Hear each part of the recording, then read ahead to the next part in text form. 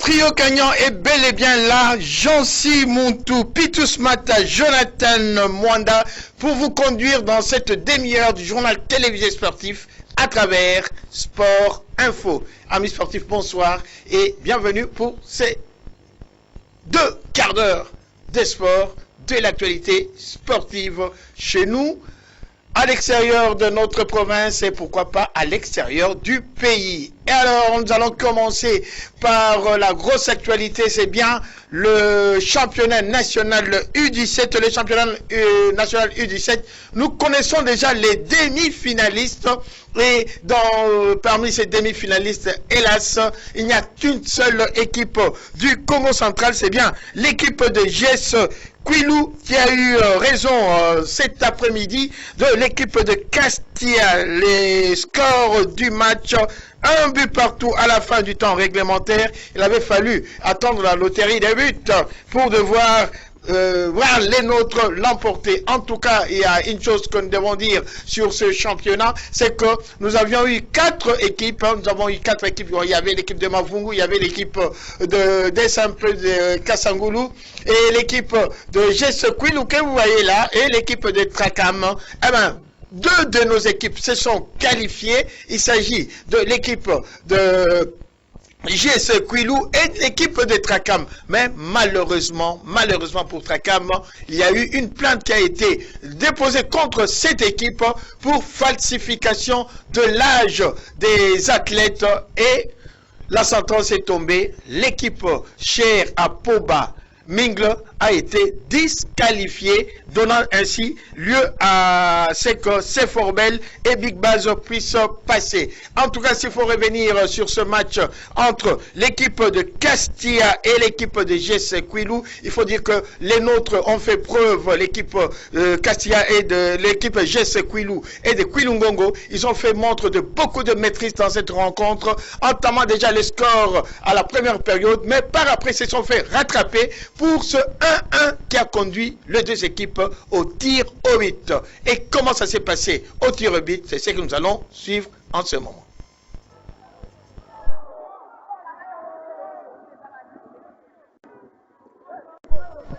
Les nôtres qui s'avance, fixe les gardiens, qui va à gauche et il frappe à sa droite. 1 pour l'équipe de GS Kwilu, une équipe de GS Kwilu, il faut le dire, qui a fait une belle impression. Il a fait une belle impression et pourtant l'entame a été un peu hasardeuse, hein? Ça il faut le dire, car l'équipe avait perdu lors de la première journée, mais s'est rattrapée par la suite et ce match était important et c'était contre l'équipe sud kivusienne de Castilla. Et là, à la séance des tirs au but, allez, on va assister. Qu'est-ce qui va se passer? Là, c'est l'équipe. Et voilà. Il a manqué. Il a manqué. Le joueur de Castilla vient de manquer son tir au but. Le joueur de Castilla vient de manquer son tir au but. Et c'est ça, c'est justement cette action qui a donné un bel avantage à notre équipe, car c'est le tout dernier tir au but. On marque, on est qualifié. C'était le suspense. Le jeune homme qui s'avance calmement, qui pose son ballon et il sait que tout le Congo central est sur cette frappe. À commencer par le numéro 1 de tous, Guilondou. Et voilà, il marque. Voilà, et nous sommes qualifiés. Et voilà, maintenant, nous sommes qualifiés. Retour sur le joueur qui, à la fin de cette rencontre. Là, nous sommes qualifiés. Je crois que Jonathan, on peut s'arrêter là. On peut s'arrêter là. Nous allons maintenant voir l'ambiance à la fin de cette séance des tirs au but. Je vous rappelle, 4 réussis du côté des Sud Kivussiens et 5 de notre côté. Bravo à cette équipe qui va maintenant en demi-finale, à la joie, bien sûr, du capitaine de cette équipe. Suivons-le. C'est ça qu'il y a joie, bonheur. Donc, une joie. Je ne sais pas comment m'exprimer. J'ai la joie. Elle a amené cette coupe.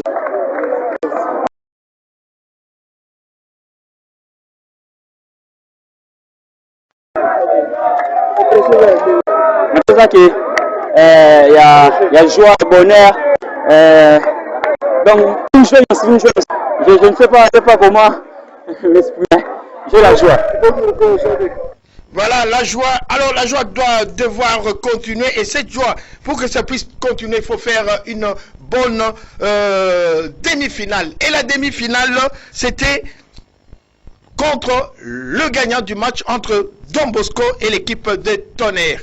Au finish, belle partie pour l'équipe quinoise de Don Bosco, qui l'a emporté par 5 buts à 1 et 5 buts à 1 qualifie donc l'équipe de Don Bosco qui va devoir rencontrer demain samedi l'équipe de GS Quilou. L'autre rencontre, c'était l'équipe de Seforbel face à l'équipe de Big Baz. Rappelez-vous bien, c'est bien cette équipe de Seforbel qui a porté plainte, qui a émis des réserves contre notre équipe de Tracam et on avait tranché en sa faveur et Tracam était sorti. Et aujourd'hui, l'équipe de Seforbel était face à l'équipe de Big Baz. À la fin de la rencontre, 2 pour l'équipe de Big Baz et Seforbel était sorti car battu 2 buts à 1. Mais à la fin de la rencontre, il y a eu une fois de plus des réserves couchées par cette équipe de Seforbel. D'ailleurs, nous allons faire tout qu'il nous avait promis. Je ne sais pas s'il peut être en ligne. Jonathan va voir. Nous allons recevoir maintenant monsieur Jonico Louboya qui va devoir nous expliquer ce qui s'est passé et car à la fin, on a appris qu'ils ont émis de réserves. Monsieur Louboya, bonsoir. Alors, dites-nous, monsieur le président, monsieur le secrétaire, pardon, ça n'a pas marché pour votre équipe éliminée, hein, mais il paraît qu'il y a encore un espoir. Est-ce que vous pouvez nous les confirmer? Bonsoir, monsieur le journaliste. Nous avons joué aujourd'hui contre Big Baz de Sud Kivu. Seforbel a émis de réserve par rapport à la qualification de joueurs.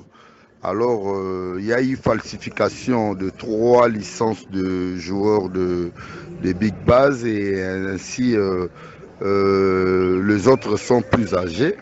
Et jusque-là, on est là, on a perdu le match par 2 buts à 1. Mais par rapport à la rencontre, tout s'est bien joué, mais ce que nous déplorons, c'est un championnat de jeunes, les enfants de U17 qui ont moins de 17 ans. Mais malheureusement, nous constatons que les équipes viennent avec de joueurs de 25, 30 ans, 22 ans. C'est pas normal. C'est pas normal. Donc, nous attendons. On est là et comme le règlement le stipule qu'après la fin de la rencontre, vous avez 45 minutes pour introduire votre recours et on l'a fait. Et il y a des photos, il y a aussi des licences falsifiées. Et c'est ça un peu, donc voilà un peu, mais dans l'organisation tout se passe bien et les équipes, oui, ça se passe vraiment bien, donc voilà, ce qui est plus important c'est ça, mais nous attendons la décision finale de l'organisateur par rapport à notre requête, voilà, c'est un peu ça. Merci, monsieur le secrétaire. Bon, en tout cas, je ne sais pas s'il faut vous dire bonne chance, hein, si ça va devoir aboutir, hein, vos réserves, hein, car vous avez été battu sur le terrain et vous comptez bien quand même accrocher la qualification au niveau de bureau. Mais pour ceux qui n'ont pas besoin de bureau, c'est bien l'équipe de Zaïre, car c'était la 4e rencontre de ces quarts de finale. Oujana face à l'équipe de Zaïre, et belle opération pour l'équipe de Zaïre, car un but partout a été le score de cette rencontre. Et là, on peut voir en jeu de cette équipe de Zaïre qui rencontrait l'équipe de DSMP en vert et blanc. DSMP, c'était notre équipe et ça a bien marché pour l'équipe lors de cette rencontre de cet après-midi. Le 2 club Oujana de Kinshasa face à Zaïre, à la fin de la rencontre, un but partout et les deux équipes devaient aller à la loterie des tirs au but. Et à la loterie des tirs au but, ça marchait pour l'équipe de Zaïre de l'Équateur qui, comme notre équipe de GC Kwilu, l'a emporté par 4 tirs contre 5. Donc 5 pour ces jeunes hommes-là en jaune et 4 pour Oujana qui est éliminé. Allez, voilà maintenant, nous allons faire un petit tour du côté de la prestation de nos clubs. Comme je vous ai dit, on avait 4 clubs. L'équipe des Tracam lors de la première journée devait rencontrer l'équipe d'Étoile Jaune. Eh ben, l'équipe d'Étoile Jaune n'a pas effectué les déplacements et les nôtres, logiquement, on peut prendre les 3 points. Hein. Et en seconde sortie de cette équipe de Tracam, c'était face à Seforbel qui vient d'être éliminé, la main, qui est en train encore de chercher une qualification dans les bureaux. C'était un but partout. Et la 3e rencontre a été pour Tracam une belle victoire de 2-0 face à l'équipe de Dragon. Mais malheureusement, avec ces réserves de Seforbel, notre équipe a été déclassée. L'autre équipe, c'était l'équipe de Daring Club Montemapemu, vous venez de le voir là. L'équipe a été sortie de la compétition par Oujana et pourtant cette équipe avait bel et bien débuté avec un forfait face à l'équipe de Real avant d'accrocher en seconde partie l'équipe de Don Bosco et malheureusement ils ont été sortis par l'équipe de Oujana. La 4e équipe, c'est GC Kwilu, on vient d'en parler, qui est en demi-finale. Et la 5e équipe, c'est la 4e équipe, pardon, hein, c'est bien l'équipe de Mavungu. L'équipe de Mavungu qui a bel et bien débuté avec un 0-0 en première sortie, 0-0 en seconde sortie, avec 2 points. L'équipe n'avait besoin que d'un match nul pour passer en demi-finale. Mais hélas, pour l'équipe chère au président Mavungu, chère à Bilé, alors qu'elle menait 1-0, l'équipe a encaissé sur un autobut, un de ses propres joueurs qui met le ballon dans ses propres filets. En tout cas, c'est à ce moment-là que le moral a connu un déclin et l'équipe a encaissé en deuxième période 2 buts face à Oujana. C'est ainsi que l'équipe, plutôt face à l'équipe de Big Bass, hein, et l'équipe a été sortie de la compétition par le score de 3-1. En tout cas, les impressions de quelques membres de cette équipe de Mavungu, un peu de ça, il faut le reconnaître, c'est dans cet élément.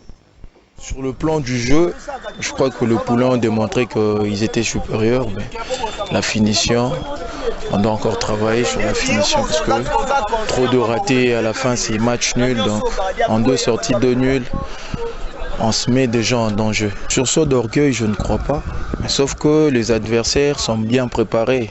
Ils savent que c'est Oujana, donc ils viennent là physiquement, ils sont au point. Et à la fin, le match nul leur arrange. L'adversaire, je crois que c'est lui qui a gagné 2-0. Donc voilà, Castilla. Il a déjà ses 3 points. Et donc on va essayer de travailler pour venir chercher la victoire, pour espérer la qualification. Sur votre terrain d'habitude. Voilà, sur notre terrain avec une pression. Donc les enfants vont essayer de travailler pour essayer de gagner. Ça fait 2 matchs en gros. Et ça ne va pas par rapport à la possession équipe, par rapport à l'animation équipe. Mais bon, peut-être normalement la charge au bêta le championnat provincial. Babeti au moins 52 matchs passés. On va permettre et on a au moins la charge. Mais petit à petit, au Bongisa, malé, sitôt comme un projet au Tozan pour le tournoi. Oui, c'est possible. Tozan 4 équipes. Tozan 4. Moi, j'ai gagné. C'est quoi? À 4 points, il me premier. Bissot de ticket 3. Tozan a 2 points. Puis moi, j'ai 1 point. Tout ça, l'effort pour le match à lobby. Tout gagner pour Tozan 4 faire. Vraiment, objectif est courir aux compétition. Non, ici, le PT. Non, toi, désespéré. Comme nous l'avons promis chaque fois à notre apparition, nous aurons à vous présenter comment nos équipes se préparent pour devoir aborder la saison prochaine, la saison sportive prochaine. La fois dernière, c'était le tout-puissant Mazembe et nous restons toujours à Lubumbashi, cette fois-ci pour parler de l'autre grand de cette province de la Ligue de football du Katanga. Il s'agit de l'équipe de Lupopo. 3 joueurs du FC Saint-Éloi Lupopo ont participé ce vendredi dans la matinée à leur première vraie séance collective sur un terrain de football avec du rythme et de l'intensité. Si certains joueurs des jaunes et bleus n'ont pas joué depuis plusieurs semaines, cela ne se voyait pas au moment où Bertin Makou et tout son staff animaient la première véritable séance d'entraînement au terrain Gaëtan Kakoudji des Jolis Sites.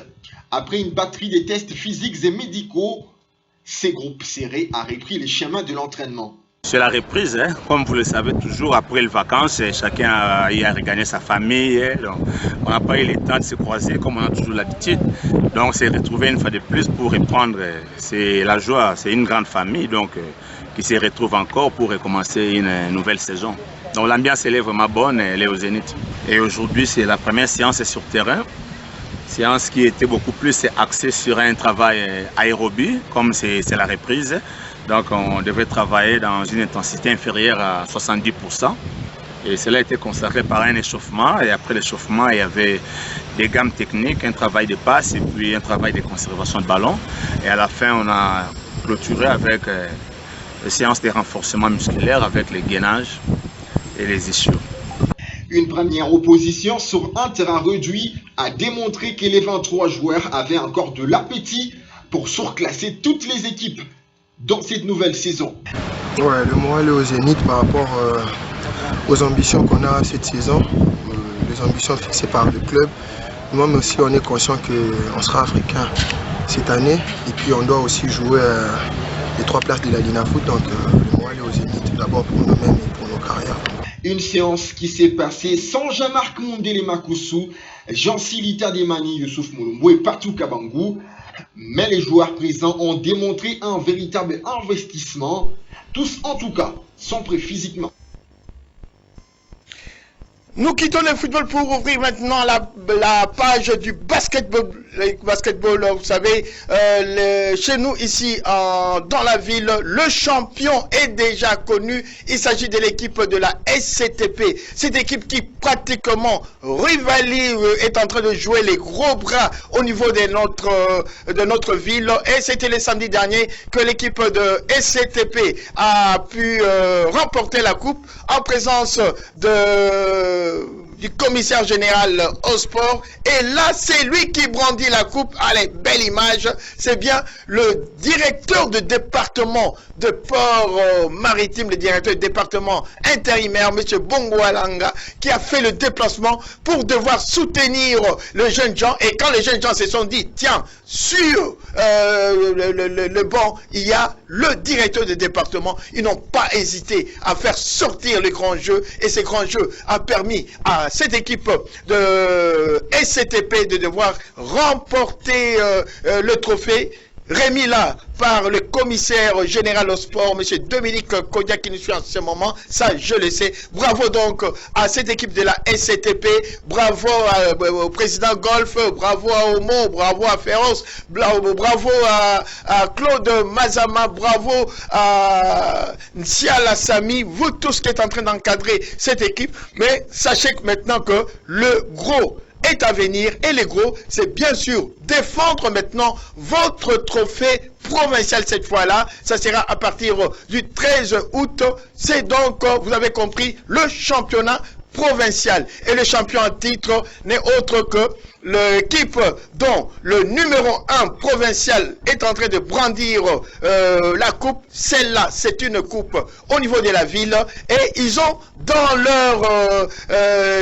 leur tiroir la coupe provinciale qui devront remettre en jeu dans 2 semaines et on saura si la SCTP va toujours régner sur le basketball tant de la ville que de la province. Et pour cela, la grosse satisfaction d'un des membres de cette équipe qui n'est autre que M.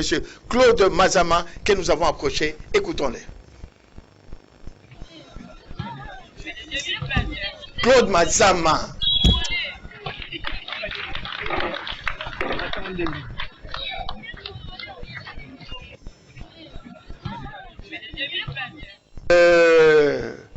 Commissaire général, donc c'est vous dire que non, c'était vraiment l'invité, l'un des invités de marque. Maintenant, suivons Claude Mazama qui donne ses impressions sur ce que a été cette année de son équipe, le SCTP Basketball. Monsieur Coco Joël, bonsoir. Je tenais à vous donner quelques éclaircissements par rapport au déroulement de notre session sportive 2021-2022.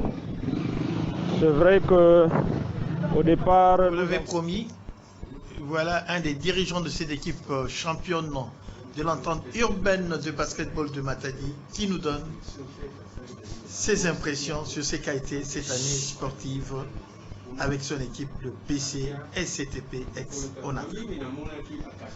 Voilà, merci messieurs les journalistes. Notre équipe, la SCTP Matadi, vient d'être sacrée champion au niveau local de la tente urbaine de basket de Matadi. Maintenant, nous allons passer à la deuxième étape qui est les championnats provinciaux. Donc nous attendons encore le programme et puis nous demandons à tous les dirigeants de la société et tous les membres du comité de bien vouloir s'imprégner dans cette histoire pour chercher des voies et moyens pour se qualifier à la prochaine Coupe du Congo qui aura lieu au mois de septembre au Katanga. Voilà.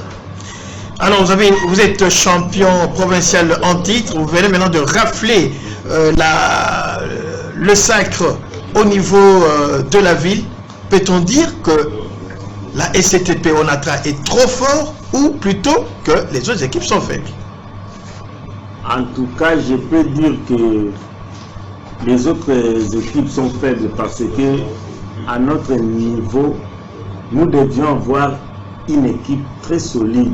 Mais dommage, l'équipe n'est pas vraiment très solide malgré notre titre de champion local. Mais nous devons encore faire un effort pour recruter quelques bons joueurs pour prester une bonne prestation au niveau des championnats nationaux. Et en ce qui concerne justement le championnat national, vous allez renforcer l'équipe ou c'est la même équipe que nous avons vue à l'entente du ban de basketball de Matadi qui va devoir défendre les couleurs bleu et blanc?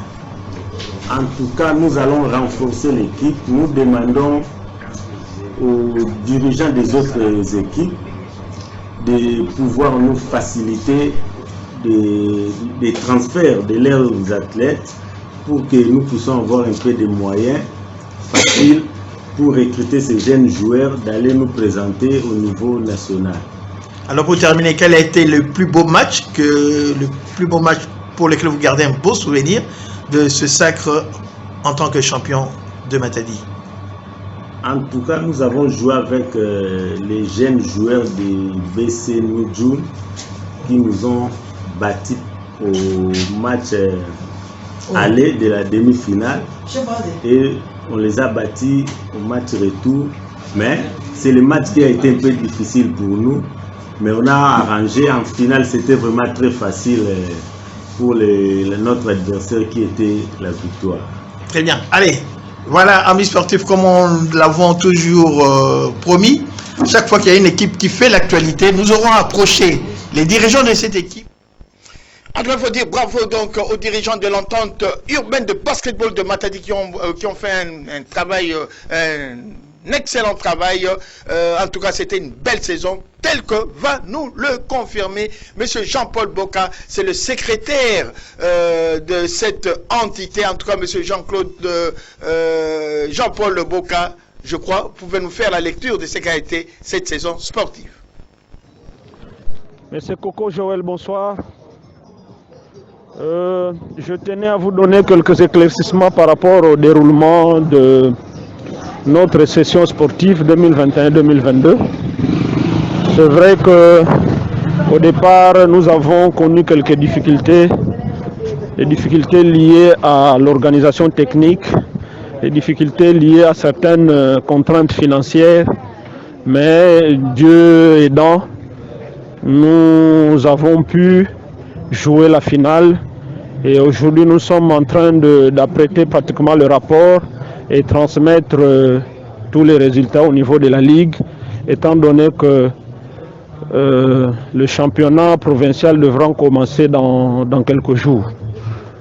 Dans l'ensemble, nous tenons d'abord à remercier tous nos premiers partenaires qui sont les clubs, tous les responsables des clubs, les autorités provinciales qui nous ont accompagnés et tous les autres partenaires qui, de loin ou de près, ne cessent de nous emboîter le pas dans cette mission noble que nous avons de continuer à encadrer la jeunesse et de dénicher les talents au niveau de la ville de Matadi. Mais ce que nous pouvons demander, c'est que nous profitons de cette occasion pour suggérer, vous pouvez même interpeller l'autorité provinciale. Je parle ici de son Excellence M. Guy Bandou Ndungidi, qui, à travers son Excellence M. le Commissaire Général Nkodiambete, qui a manifesté la volonté de pouvoir nous accompagner à tous les niveaux, de pouvoir penser à réhabiliter le bassin d'Amar. Parce qu'il faut avouer que toutes les fois que nous avons organisé les championnats, nous utilisons les stades privés. Et cette fois-ci, nous aurions voulu que l'État ou la province puisse mettre à la disposition de cette jeunesse le stade, le bassin d'Amar. Voilà pourquoi nous tenons vraiment à demander, à suggérer auprès de la nouvelle autorité provinciale, et auprès de qui d'ailleurs nous sentons une certaine volonté de pouvoir encadrer la jeunesse pour que cette fois-ci le bassin d'Amar soit réhabilité. Merci vraiment à tous ceux qui de loin ou de près nous ont soutenus en rapport avec le travail que nous sommes en train de faire au niveau de la ville de Matadi. Je vous remercie.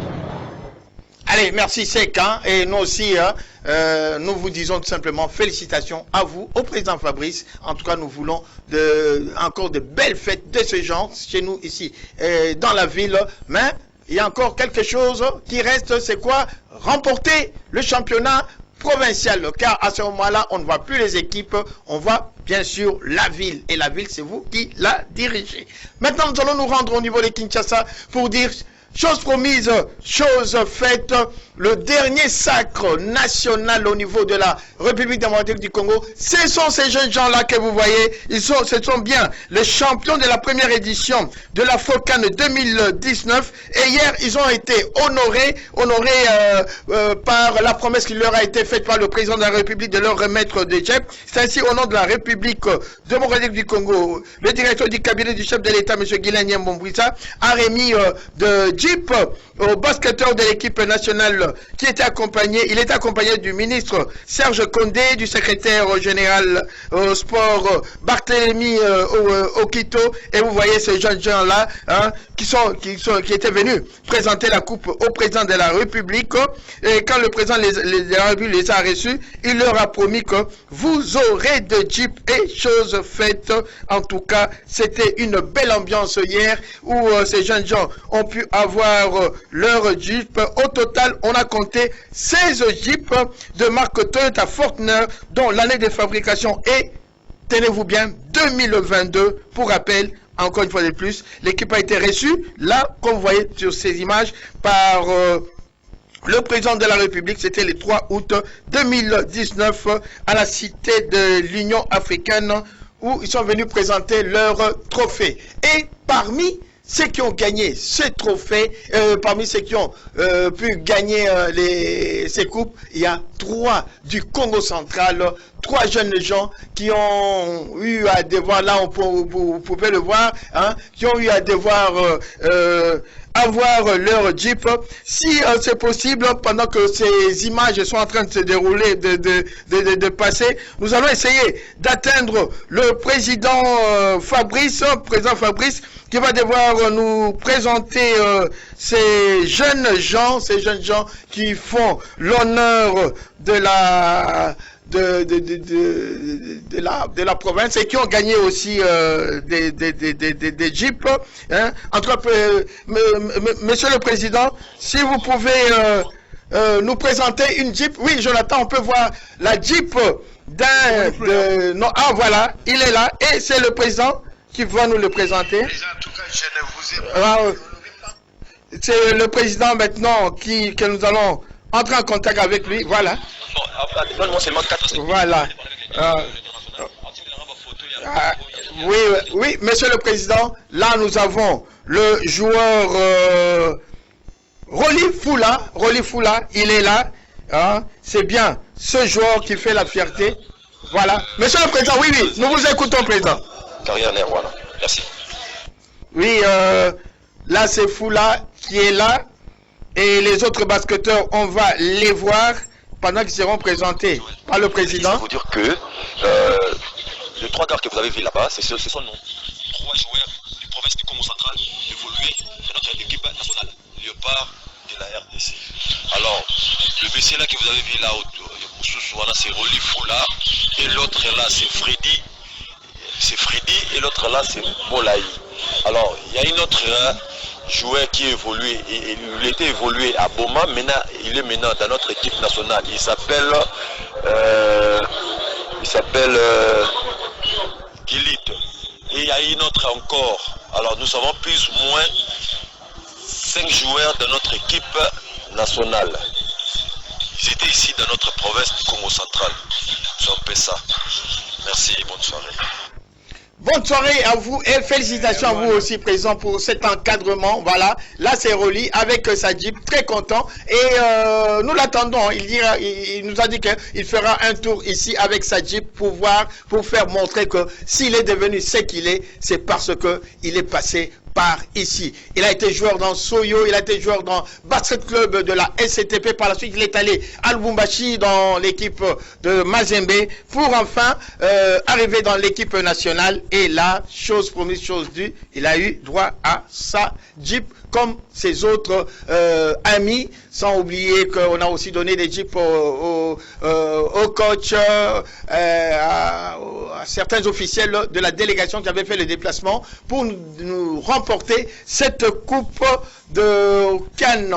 Voilà, amis sportifs, nous allons maintenant nous quitter par une note triste. La note triste, c'est tout simplement vous rappeler, nous avons perdu un confrère, c'était Roger Nzwanda, et ce matin, on s'est retrouvés d'abord hier, et ce matin, nous sommes allés conduire Roger Nzwanda à sa dernière demeure, c'était à Sanda, et on peut voir par ces images comment tout le monde s'était mobilisé. Voilà. L'émotion a été forte ce vendredi lorsque parents, amis, connaissances et confrères sportifs ont porté à sa dernière demeure notre Roger Nzwanda, un travailleur, quelqu'un qui était très social, craignant Dieu. Roger Nzwanda nous a quittés le 26 juillet. C'est à la nouvelle cité de Sanda que cet excellent compagnon de notre presse sportive reposera pour l'éternité. Roger Nzwanda, nous l'appelions le grand sage, le grand conseiller. Et chaque fois qu'il devait prodiguer des conseils, pourquoi pas nous autres aussi, en tout cas, il ne lui manquait pas de devoir faire passer un verset biblique. Comme vous pouvez voir, c'est avec beaucoup d'émotion, des pleurs, que son cercueil, comme vous allez le voir tout à l'heure, va être déposé dans le caveau. Et voilà. Voilà. Adieu, Roger Nzwanda. Adieu, chers confrères. Adieu, le grand conseiller, le grand sage, comme nous aimons. Nous avons aimé vous appeler. Une fois de plus, nous présentons nos condoléances à la famille éprouvée. Nous présentons nos condoléances à la RTNC. Adieu, Roger. Repose en paix. Voilà, amis sportifs, c'est sur cette page noire, cette page triste, que nous mettons fin à cette émission Sport Info de ce soir. Rendez-vous pris, c'est pour demain. Et demain, nous allons retrouver notre ami Mavungu, qui nous fausse un peu compagnie ces derniers temps. Mais demain, on sera avec lui. Et là, ça sera au cours de l'émission H Sport. Merci de nous avoir suivis. Pour rappel, je vous dis tout simplement que les 4 finalistes de U17 sont connus. Il s'agit, et dans le lot, il y a bel et bien l'équipe de Congo Central, GC Kwilu, qui va rencontrer l'équipe de Don Bosco, tandis que l'autre match mettra face à face Big Baz de Sud Kivu à l'équipe de Zaïre de l'Équateur. Merci de nous avoir suivis. Rendez-vous est pris pour demain. Portez-vous bien et bon début de week-end.